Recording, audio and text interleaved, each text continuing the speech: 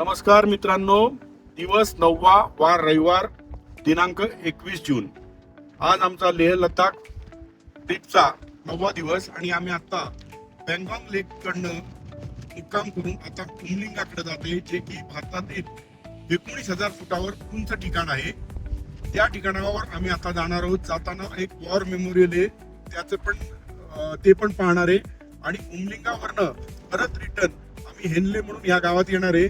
त्या ठिकाणी रात्रीचे जास्तीत जास्त तारे आणि दिसत असतात. त्या ठिकाणी आम्ही मुक्काम करणार. तर अर्चना, हा प्रवास तुला कसा वाटला सांग.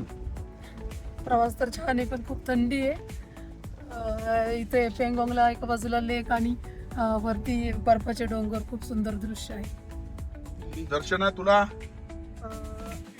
अबे जल्दी बोल, कल सुबह पनवेल निकलना है. आतापर्यंत तर एवढी थंडी नव्हती, पण पँगॉंग मध्ये खूपच थंडी आहे. सो जे पण लोक येणार असतील, जॅकेट वगैरे पूर्ण तयारीत या. बाकीकडे तुम्हाला जरी वाटलं थंडी नाहीये तरी इथे असणारच आहे. आदित्य, तुला मला प्रवास खूप भारी वाटला. काल थोडासा रोड खराब होता, पण आता परत चांगला रोड चालू झालेला आहे. तर आता भेटूया उमलिंगला पास मध्ये. समोर पाहत आहात तुम्ही, तो पँगॉन्ग लेक आहे. इथं स्थानिक माहिती घेतली असता असं लक्षात आलं की हा लेक 700 किलोमीटरचा आहे आणि यातला फक्त 30% भाग भारताच्या ताब्यात आहे, बाकी चायनाच्या ताब्यात आहे, असं येथील स्थानिक ग्रामस्थांनी सांगितलं. तर पँगॉन्ग लेकचं विहंगम दृश्य तुम्ही पाहत आहात. चला तर आम्ही आता निघालोय उमलिंगा या 19,000 फुटावरील उंच ठिकाणी. तिथे गेल्यानंतर आपण परत भेटू. हे 50 to 60 किलोमीटर्स आपल्याला पँगॉंग लेकच्या पॅरलच गाडी चालवायची होती.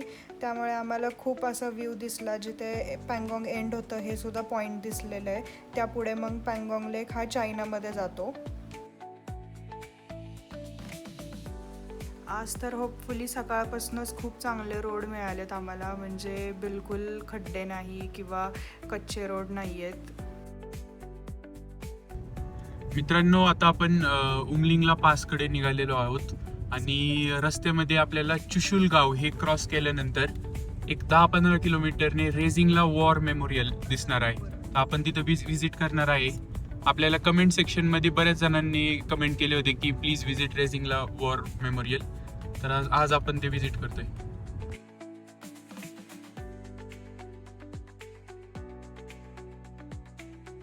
मित्रांनो, प्रवासाचा जर आनंद घ्यायचा असेल तर खरंच या रूटला तुम्ही आलं पाहिजे. एका बाजूला पँगॉन्ग लेक आणि दुसऱ्या बाजूला हे डोंगर. आता ह्या व्हिडिओमध्ये तुम्हाला पँगॉंग लेक हा वरनं दिसेल, तर तुम्ही पाहू शकता व्हिडिओमध्ये. पण आपल्याला कलर डिफरन्स खूप दिसतोय. कुठे ब्लू दिसतोय, कुठे ग्रीनिश असा दिसतोय. जसं की मॉरिशस किंवा मालदीवचे जे बीचेस आहेत ते आपण पाहतो, सेम त्या प्रकारेच कलर आहेत. आणि कॅमेरानी खरं सांगते की कॅप्चर केलेलंच नाही आहे रिअल व्ह्यू. हे रिअल आपल्या डोळ्यांनी पाहणं एवढं सॅटिस्फाईंग वाटतं ना तिथे. खूप सुंदर आहे, खूप. ते स्कूलमध्ये जे आपण सिनेरी ड्रॉइंग क्लासमध्ये काढायचो, मागे माउंटन्स, त्याच्यावरती क्लाउड्स, खाली पाणी एकदम ब्लू, हे इथं आल्यावरती फील झालं की खरंच असे सिनेरी असतात. म्हणजे आपण फक्त इमॅजिन नाही करत.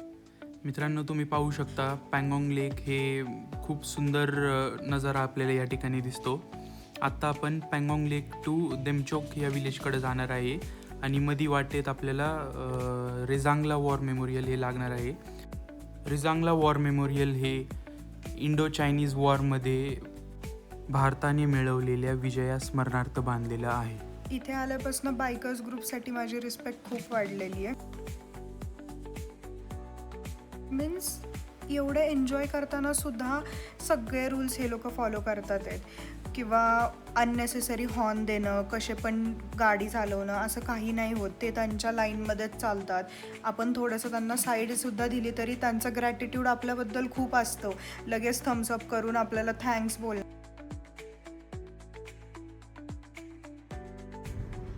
पँगॉंग लेकच्या पुढे आल्यानंतर मेरक हे गाव लागतं. जर तुम्ही पँगॉंग लेक जवळ स्टे नसेल घेत तर मेरक या गावात स्टे घेऊ शकता.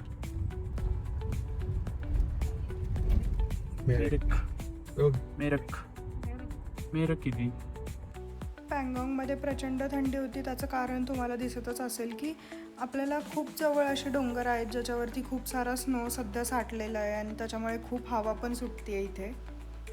आणि आम्हाला काहीतरी असं छोटंसं ॲनिमल दिसलं, जसं की हरिण वगैरे असतं, डिअर त्या टाईपमध्ये. आय डोंट नो ते नक्की काय आहे, कारण जवळनं तर आम्हाला कॅप्चर करता नाही आलं. आणि आता ह्या गावाचं नाव आहे चुशूल. सो तुम्ही पाहताय की कंपाऊंड काय सुंदर केले त्यांनी. म्हणजे कसे उभे आहेत आय डोंट नो स्टोन्स, पण सगळीकडे सगळ्यांनी आपल्या आपल्या घराचं असू द्या किंवा त्यांच्या शेतीचं असू द्या, सर्वांनी आपले पर्सनल गोष्टी प्लेसेसला असे कंपाऊंड करून ठेवलेले आहेत आणि ते खूप सुंदर दिसतात आहेत. म्हणजे ह्या गावाच्या इकडनं जाताना आम्ही पाहिले त्यांचे इनोव्हेटिव्ह घरं छोटीशी, हे तुम्ही पाहताय, खूप सुंदर.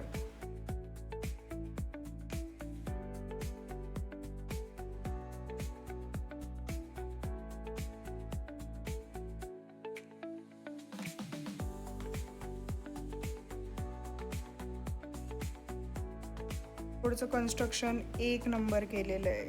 थोडंसं पण खालीवरती रोड नाही आहे किंवा त्याच्यामध्ये खड्डे नाही आहेत. आता आम्ही चुशूल गाव क्रॉस केलेला आहे आणि समोर तुम्ही जे हे डोंगर बघताय, हा पहिला डोंगर आहे आणि त्याच्या मागचा डोंगर, त्याच्या मागे चायनाची बॉर्डर आहे, म्हणजे इंडिया चायना बॉर्डर आहे. इथे येऊन मला तरी एक समजलं की आपण आर्मीचे किती आभार मानले ना, ते कमीच आहेत. की एवढ्या थंडीमध्ये ते लोक खूप स्ट्रगल करतात, पण तरी पण आपली बॉर्डर सेफ ठेवतात आहेत. Hats off to them. आणि आता आपण आलेलो आहे रेझिंगला वॉर मेमोरियल पाहिला. तर तुम्ही पाहू शकता त्याचा एंट्री गेट आणि इंडियाचा फ्लॅग.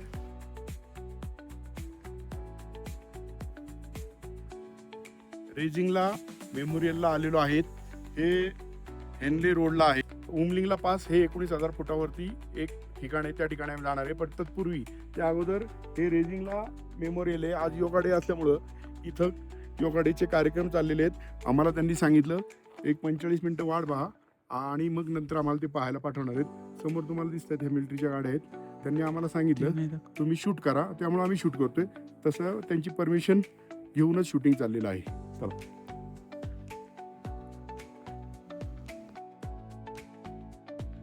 मित्रांनो, मी आता तुम्हाला रेजिंगला या युद्धाचा इतिहास सांगणार आहे. रेजिंगला हे लडाखमधील सुमारे 16,000 फूट उंचीवर असलेले महत्त्वाचे पर्वतीय खिंडक्षेत्र आहे. हे चुशूल या परिसरात आहे. मित्रांनो, 18 नोव्हेंबर 1962 रोजी सिनो इंडियन वॉर दरम्यान येथे भारत आणि चीन यांच्यात अत्यंत भीषण अशी लढाई झाली. या लढाईत भारतीय सैन्याचा 13 कुमॉन रेजिमेंट यांच्या सी कंपनीतील 120 जवानांनी हजारो चीनी सैनिकांचा अतिशय शूरपणे सामना केला. कंपनीचे नेतृत्व मेजर शैतान सिंग यांनी केले.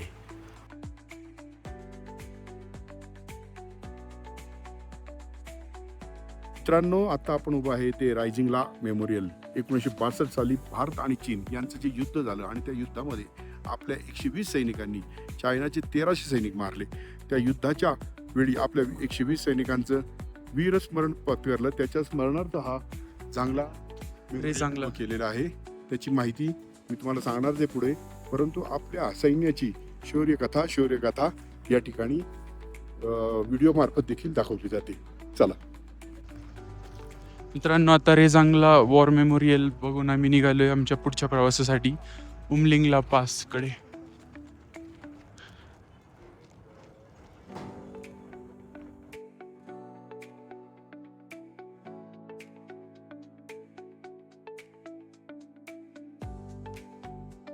ते रायझिंगला युद्धाचं ठिकाण आहे.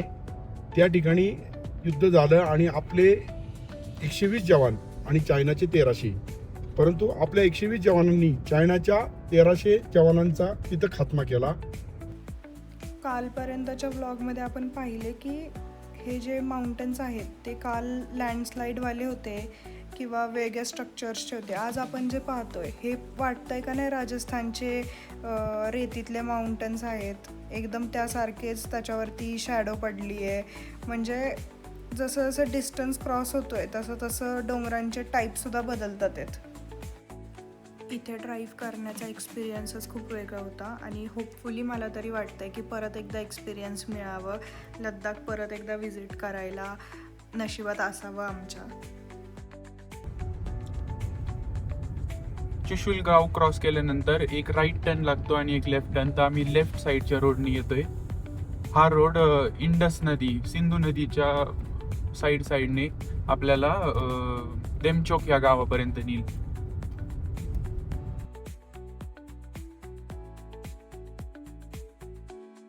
इथनं देमचूक 67 किलोमीटर्स होतं आणि आपण फर्स्ट ते विजिट करणार आहोत. मित्रांनो, आता आम्ही देमचोक विलेज या ठिकाणी चाललोय. देमचोक विलेज इथे इंडो चायनीज बॉर्डर आपल्याला पाहायला मिळते आणि तिथून मग रिटर्न येताना उंगलिंगला पाससाठी रोड आहे. मित्रांनो, गाडी चालवायचा जर आपल्याला खरा आनंद घ्यायचा असेल तर लेह लडाख नक्कीच विजिट करा. बॉर्डर रोड ऑर्गनायझेशन यांनी या ठिकाणी खूप सुंदर रस्ते बांधलेले आहेत. मित्रांनो, चायना बॉर्डर कडे निघालेलो आहे. उमलिंगा ह्या 19,000 फुटावरती आम्ही जाणार आहे आणि तिथून डॅमचोक म्हणून आहे, तिथं चायना बॉर्डर पाहायला निघालेलो आहे. रस्ता पहा तुम्ही.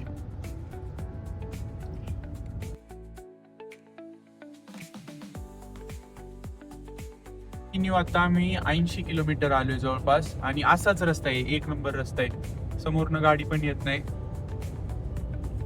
लेफ्ट साइडला ह्या मानसेर म्हणून ही इंडियाची जागा आहे, मानसेर, आणि त्याच्या पलीकडे चायना, इंडिया चायना बॉर्डर, आणि राईट साइडला उमलिंगला पासचा टर्न येईल आता थोड्या वेळात.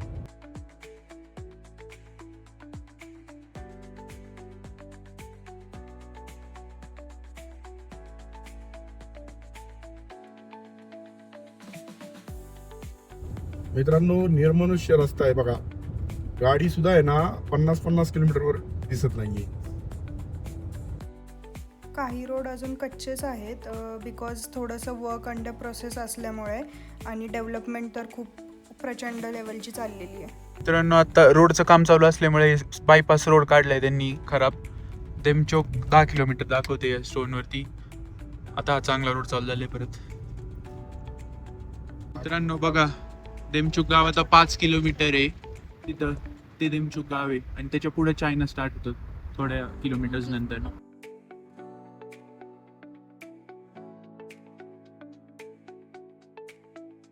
मित्रांनो, तुम्ही बघू शकता पप्पांच्या फोनमध्ये टाइम झालाय 12:55 आणि दीदीचा फोन बघू शकता त्याच्यामध्ये टाइम झालाय 3:25, कारण की फोननी इथे चायनाच्या टाइमलाईन नुसार सिग्नल कॅप्चर केलंय. आता चायनाची टाइमलाईन दिसते इथं. तुझं मित्रांनो, इथून आता देमचोक गाव 2 किलोमीटर आहे. तुम्ही बघू शकता ऑलरेडी. इथं प्रत्येक भारतीयाने आलंच पाहिजे, कारण की इथं फार मोठा अनुभव आहे. इथं आपल्या मोबाईलचे जे टायमिंग आहेत ते सुद्धा चेंज होतात. ॲपलमध्ये चायनाचा टायमिंग दिसतो आणि आपले अँड्रॉइड फोन आहेत त्याच्यामध्ये इंडियाचा टाइम दिसतो. त्यामुळे इथं आल्यानंतर आपल्याला लक्षात येते की चायना आणि आपल्या जवळची सीमा सुद्धा लक्षात येते. मित्रांनो, आता आम्ही भारत आणि चायना या शेवटच्या गावात आलेले. टेंचोक म्हणून गाव आहे, समोर दिसतंय तुम्हाला. झूम करतो, लाल ते चायना आहे आणि चायनाचे ही टॉवर आहेत वर, हे पहा. ह्या गावाला राहते सर अभि नाही ना. हां, हे टेंचोक गाव आहे. इथं आम्ही आलेलो आहे. या ठिकाणी किती तुला फोन दाखवू. इंडियाच भारताचं वेळ 1:14 आहेत. दिदी तू दाखव ना वेळ. आता इंडियन टाइम 1:14 झालंय. इथे थोडं ऊन होतं आणि ब्राईटनेस कमी असल्यामुळे मला नाही माहीत तुम्हाला दिसतोय का नाही टाईम, पण माझ्या मोबाईलनी चायनाचं सिग्नल कॅप्चर केलं होतं आणि चायनाचा टाईम दाखवत होता. 3:44 झाले होते तेव्हा त्याच्यात. हे जे लाल फ्लॅग आपल्याला दिसतोय हा चायनाचा फ्लॅग आहे. खूप जवळ होता तो, म्हणजे मोबाईलने झूम केला तरी दिसत होता. तिथे चायनाचं गाव सुद्धा आहे, लोक राहतात, आणि हा त्यांचा वॉच टॉवर आहे. आता मित्रांनो, आम्ही 14,000 फूट वरती आहे, फीट वरती आहे, आणि आता आपण 19,000 फीट वरती जाणार आहे उंगलिंगला पास कडे.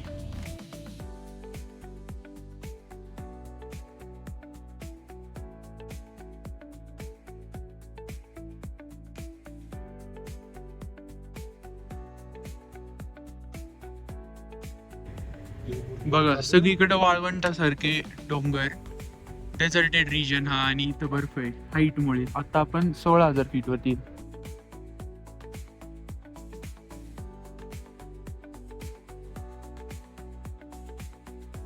उमलुंगा पासला चाललेलो आहे. एकदम चढावर गाडी आहे. एक्सपर्ट ड्रायव्हर पाहिजे इथं, आणि गाडी सुद्धा चांगली व्यवस्थित पाहिजे. क्लच प्लेट वगैरे एकदम हे पाहिजे. कंटिन्यू चढच आहे इकडे, तर ड्रायव्हर एक्सपर्टच पाहिजे. आता जवळजवळ 6-7 किलोमीटर जागेवर चढ आहे हा.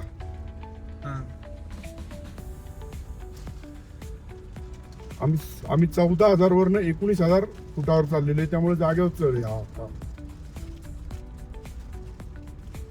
मित्रांनो, आपण आता लो अल्टिट्यूड वर हाय अल्टिट्यूड वर जात आहे. त्याच्यामध्ये सगळ्यांनी फक्त एकच लक्षात ठेवा की गाडीमध्ये जे प्लास्टिकच्या बॉटल्स वगैरे, डस्टबिन मिळेल तर मोकळी प्लास्टिकची बॉटल फेकून द्या, किंवा त्याचं झाकण ओपन करून ठेवा, कारण की ते फुगतात आणि एक पॉइंट नंतर फुटू पण शकतात. जसं की आता आमच्या गाडीमध्ये एक चिप्सचं पॅकेट आणि एक बॉटल, दोन्ही पण खूप फुगले होते, तर आम्ही ते डस्टबिन मध्ये फेकून दिले झाकण ओपन करून. तर तुम्ही सुद्धा तसं त्याची काळजी घ्या. बघा मित्रांनो, टोटल पिकअप वरतीच गाडी चालली आहे First, second आपली, वर. फर्स्ट आणि सेकंड गिअर वरतीच. आपलं ऍव्हरेज खूप जास्त ड्रॉप झाले आता, 4-6चं ऍव्हरेज देते क्रेटा डिझेल. मग विचार करा, पेट्रोल गाडीला तर इथं ऍव्हरेज मिळणारच नाही, कारण की टोटल पिकअप वरती गाडी चालवायची. आणि परफेक्ट ड्रायव्हर असेल तरच इकडे आमचे परफेक्ट पप्पा. ड्रायव्हर पाहिजे. ड्रायव्हरनी घाबरलं नाही पाहिजे, हा. कारण जागेवरती अशी युटर्न असे एकदम जागेवर आहेत. फर्स्ट सेकंड वरतीच आहे. बघ, गाडीचं तुम्ही वातावरण किती सुद्धा चांगलं वर्षाचा ठेवा. एक्सपिरियन्स आहे तुम्हाला ड्रायव्हिंगचा? ड्रायव्हिंगचा आता मला मी 20 आणि 20व्या वर्षी गाडी शिकलेलो आहे, आणि आज तुमचं आज एज 52 पण 52 आहे. हा. म्हणजे 32 वर्ष झालं पप्पा गाडी चालवते ते. काय आणि बोलायचं? एक हे गाडीतलं सुद्धा वातावरण आनंदी ठेवायचं. गाडीमध्ये पाण्याच्या बॉटल्स ठेवायच्या, थोडं पाणी प्यायचं. थोडं चिप्स वगैरे खात राहायचं, चॉकलेट्स खात राहायचं. 19,000 फुटावरती आहे. खारदुंगला सारखंच आहे. खारदुंगला 18,000 आहे आणि 19,000 आहे. रस्ता खारदुंगल्याचा थोडा मोठा आहे, पण आज एक चांगलं आहे की बर्फ पडत नाही. हा एक विषय चांगला आहे आमच्यासाठी, कारण ऊन आहे. हम्म. त्यामुळं मला तर असं वाटतं की या ठिकाणी यायचं असेल तर शक्यतो परफेक्ट ड्रायव्हर असेल तर या, नाहीतर येणं टाळा. बघू शकता तुम्ही बर्फ किती आहे. गाडीची कंडिशन पण चांगली पाहिजे. गाडीचे ब्रेक्स आणि गाडीची क्लच प्लेट ही चांगली पाहिजे. मग इकडे येत असताना गाडीची मी म्हणेल सर्व्हिसिंग करून घ्या. सर्व्हिसिंग मध्ये आवर्जून क्लच प्लेटचा, ब्रेक्स पॅड हे चेक करून घ्या. मित्रांनो, अजून एक माहिती तुमच्यासाठी ही आहे की युजली आपलं विमान जे एरोप्लेन जे आहे ते इंटरनॅशनल फ्लाईट आपल्या 20 ते 30,000 फुटावरती उडतात, आणि उमलिंगला पास हा 19,000 म्हणजे जवळपास 20,000 फुटावरती सिच्युएटेड आहे. त्याच्यामुळे इथं आल्यावरती तुम्हाला कानावरती प्रेशर जाणवेल, कानात असं एअर बबल्स तयार होतील आणि ऑक्सिजन कमी व्हायचं हे आहे. पण जर तुम्ही घाबरला नाही तर तुम्हाला काय प्रॉब्लेम तसा येणार नाही. बघू शकता बर्फ खूप जास्त आहे इथे. शकता तो जो डोंगर आहे तो चायनाच्या हद्दीतला आहे.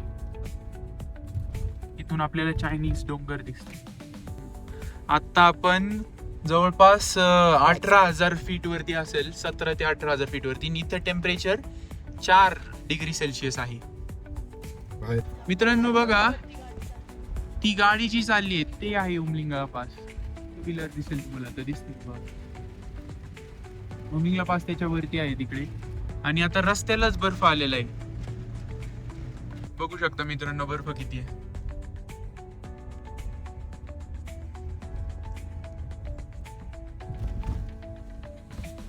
रस्ता थोडासा खराब आहे. डांबर हे झालं आहे ना, डांबर क्रॅक झाल्यासारखं झालं इथं. बघा, हे घाटाचे लूप्स आहेत, अशी एवढी घाट चढून आम्ही आता वर 17 लूप्स आहेत. 17-18 17-18 लूप्स आहेत. परत दिसतील वरतून. हो, आता आपला 18वा असेल. आता आम्ही जवळजवळ टॉपला. आता आम्ही जवळजवळ टॉपला आलो आणि बर्फ बघू शकता तुम्ही. गाडीला खेटून बर्फ आहे आता इथे, आणि थंडी पण खूप आहे. आता 2 डिग्री सेल्सिअस टेम्परेचर आहे इथे.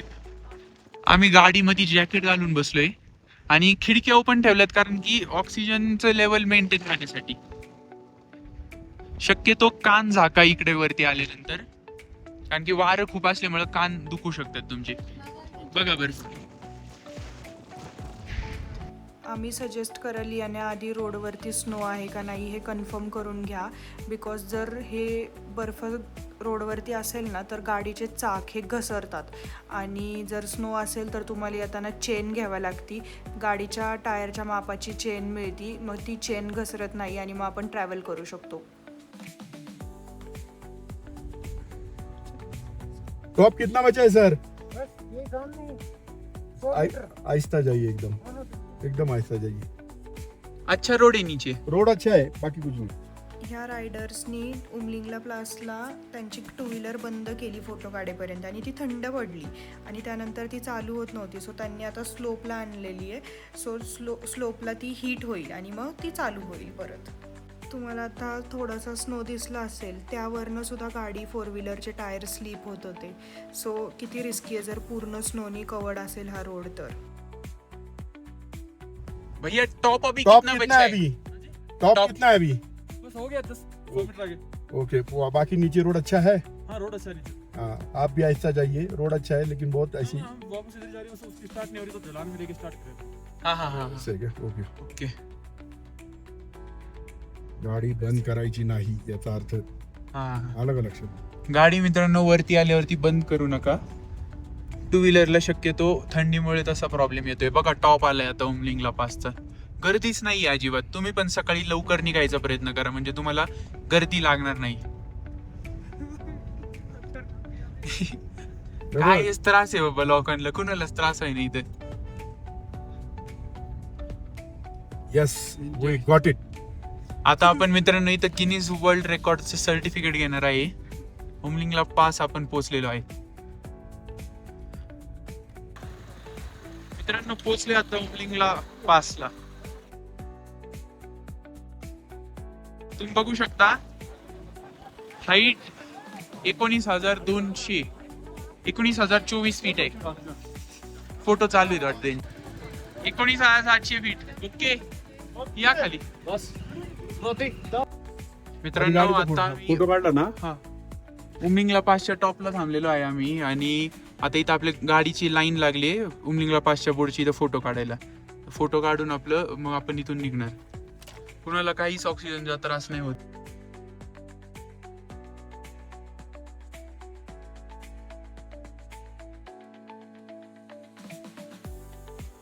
बाईक रायडर्स आणि रोड ट्रिप करणाऱ्या सर्व ट्रॅव्हलर्सला माहीत असेल की सर्वांचं ड्रीम असतं उमलिंगला प्लासला येण्याचं आणि हे इमोशन त्यांच्या डोळ्यामध्ये किंवा त्यांच्या बिहेवियरमध्ये मला इथे दिसत होतं की जे आलेले ट्रॅव्हलर असो खूप इमोशनल झाले होते आणि खूप व्हिडिओज वगैरे करत होते सर्व. जाऊ छत्रपती शिवाजी थोडे बाजूला. जय जय शिवाजी, जय शिवाजी. चला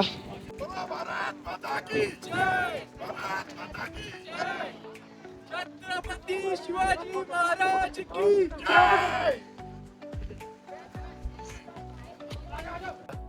मित्रांनो आता आम्ही 19,000 फुटावरती आहे आणि मागं तुम्ही बघू शकता तो आहे highest motorable road in the world. आणि आम्हाला त्याचं आम्ही सर्टिफिकेट पण घेतलेलं आहे. गिनीज वर्ल्ड सर्टिफिकेट आहे Umling La पासचं.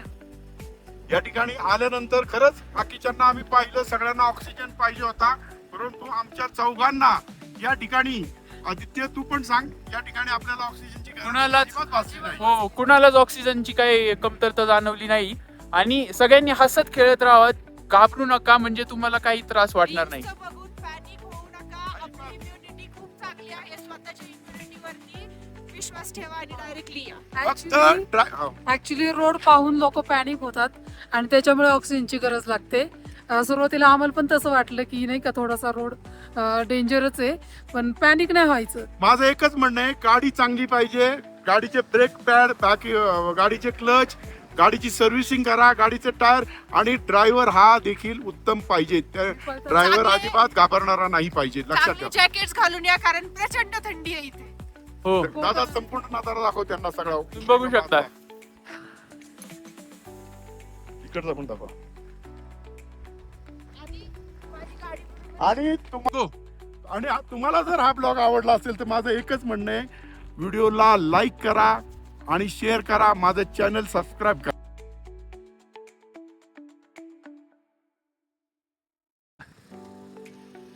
Umling La pass highest motorable road in the world. आणि आपण गोळा खातो ना तसा हा बर्फाचा स्ट्रक्चर आहे. ओके. येण्याआधी सर्व आम्हाला पण बोललेले की वरती जाऊन तुम्हाला ऑक्सिजनचा त्रास होऊ शकतो, खूप लोकांना होतो. पण आम्ही तरी सांगेल की गेल्या गेल्या तुम्ही लगेच असं म्हणू नका की थोडंसं चक्कर येते. हे तुम्ही तुमच्या बॉडीला 1-2 मिनटं द्या स्टेबल होण्यासाठी त्या वातावरणाला, आणि थोडंसं नॉर्मल ब्रीदिंग करा. त्यामध्ये 2-3 मिनटानंतर तुमची बॉडी स्टेबल होती कंडिशनला आणि काही ऑक्सिजनची गरज नाही पडेल. बोला गणपती बाप्पा मोरया. मूर्ती. मोरया. छत्रपती शिवाजी महाराज की जय. जय भवानी. जय भवानी. भारत माता की जय. आणि हा व्ह्यू बघू शकता तुम्ही, पूर्ण बर्फ आहे सगळीकडे. जगातला सगळ्यात हायेस्ट मोटरेबल रोड. आणि हे आहे गिनीज वर्ल्ड रेकॉर्डचं सर्टिफिकेट. थँक्यू. आता आम्ही रिटर्न हा घाट उतरतोय खाली, हानलेकडे चाललोय. आणि आजचा स्टे आमचा हानलेला असेल. हानलेमध्ये आपल्याला स्टार्स वगैरे दिसतात खूप, सो तिथं ऑब्झर्वेटरी वगैरे आहेत, ते सगळं पाहण्यासाठी निघालो आहे आम्ही. आणि ज्या साईडने आपण वरती आलो होतो त्यापेक्षा जरा हा रोड कमीच रिस्की आहे खाली उतरण्याचा. हॅनले ना पास्ते साहेब, आम्ही तुम्हाला वर शोधतोय. क्या बात आहे. आम्ही तुमची जो बघत भेटली. हो हो. आता तुमची गाडी बघितल्या बोललो का ऍस्ट्रोनॉटिकल ह्याला गेलेलो, ते कुठून आणले, आहे? किती observatory लांब ना, आहे ते? observatory. लांब आहे का ते आता? ऑब्झर्वेटरी. हा. तुम्ही पोहोचेपर्यंत बंद होईल, 5:30ला बंद होतं ते. Okay okay okay. हा. आता हॅनले किती किलोमीटर असेल? आणले आता तुम्हाला तो चढून परत उतरावा लागेल. नाही, मग आता आम्ही हॅनलेला मुक्काम करणार आणलेला आहे. 2 रस्ते आहेत. एक लेफ्ट मारून आहे, हम्म. न्यूब्रा काहीतरी आहे, ते उतराल ना तिकडे विचारा. ओके. लेफ्ट मारून देमचोकच्या साईडने आम्ही उमलिंगलाचा घाट चढलो आणि उतरताना आता हानले साईडला उतरणार आहे. तर घाट उतरल्यानंतर आता पुढे जाऊन 2 टर्न्स येतात, एक राईट एक लेफ्ट. राईट साईडचा हा चांगला रोड आहे, पण तो घेतला तर 80 किलोमीटर हानलेसाठी वाढतात. त्यामुळे आम्ही ऑफ रोडिंगचा रोड घेणार आहे. तो रोड 50 किलोमीटर मध्ये हानलेला आपल्याला पोहोचवतो. त्याच रोडने चाललोय. आणि आता आपण त्याच रोडने चाललोय. पुढे जाऊन लेफ्ट रोड येईल, तर तिथून ऑफ रोडिंग चालू होईल.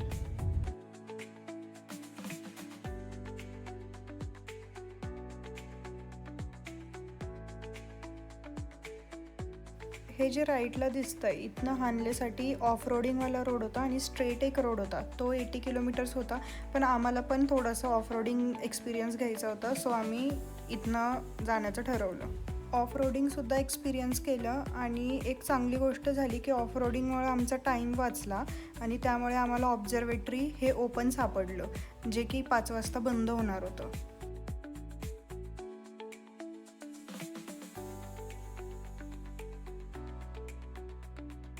लद्दाखमध्ये ज्या गाड्यांचे ग्राउंड क्लिअरन्स कमी आहेत त्यांचं काही काम नाही आहे, कारण कुठे ना कुठे ती गाडी खालनं घासलीच जाणार.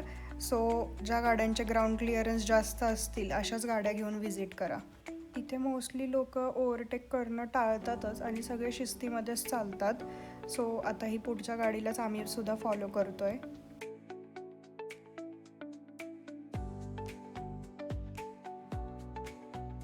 हे लांबनं डोंगर पाहिल्यावरती जसं चंद्रावरती स्ट्रक्चर आहेत तसंच हे सगळं दिसतंय. रोड एवढा कच्चा होता की पूर्ण टाईम असं धूळच झाली होती सगळीकडे.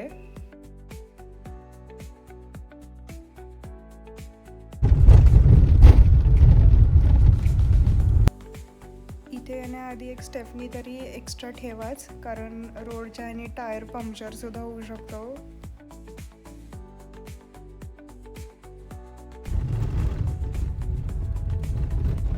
ऑफ रोडिंग रोडचा आता घाट संपलेला आहे आणि आता सरळ रोड लागलेला आहे.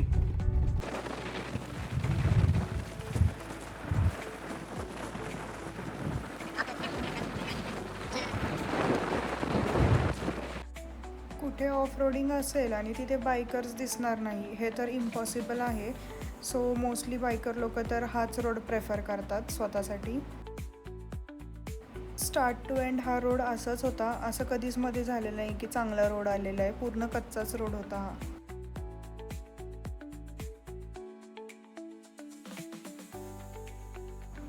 आता थोडं पुढं आल्यावरती इथनं असं नदी होती छोटीशी, त्याच्यामधनं गाडी काढायची होती आणि एक साईडनं तर पूर्ण गाळच होता. त्यामुळे आता आम्ही शोधत होतो की बाकीचे ट्रॅव्हलर्स आमच्या आधी त्यांनी कुठनं क्रॉस केलं हे.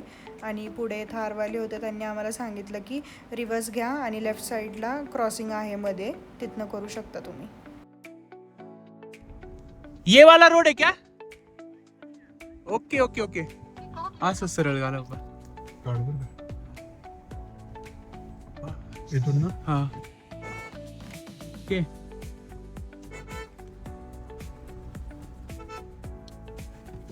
आहे ना.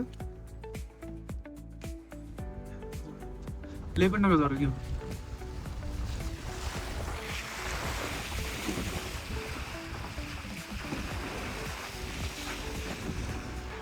Thank you. ऑफ रोड का फील आ गया पूरा. Thank you.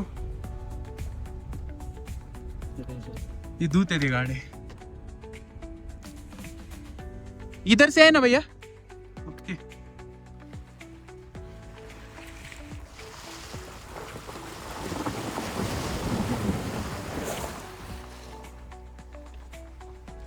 हल्ले विचारत. मित्रांनो, आजचा प्रवास हा म्हणजे पूर्ण ऑफ रोडचा होता. जवळजवळ 50 किलोमीटर आम्ही वाळवंटातून आलोय, वाहत्या पाण्यातून आलेलो आहे. त्या व्हिडिओमध्ये तुम्ही पाहालच. हे सुद्धा अनुभव, हे सुद्धा थ्रिलिंग फार वेगळं होतं. आणि लेह लडाख ट्रिपमध्ये असे अनुभव आले की त्या आयुष्यात त्याच्या संग्रह करून ठेवण्यासारखी आहेत. आठवण तिकडेच. मित्रांनो, आजच्या प्रवासाची सुरुवात झाली होती पँगॉंग लॉक, दुमचूक आणि उमलिंगा. दुमचूकमध्ये आपण चायनाची बॉर्डर बघितली. उमलिंगामध्ये 19,000 फुटावर गेलो होतो. आणि त्या येताना आपण जवळजवळ 40 किलोमीटर ऑफ रोड ड्रायव्हिंग केली. ती होती नदीत, पात्रात, वाळवंटात. आणि त्यामुळे गाडीची अवस्था ही तुम्ही पाहता.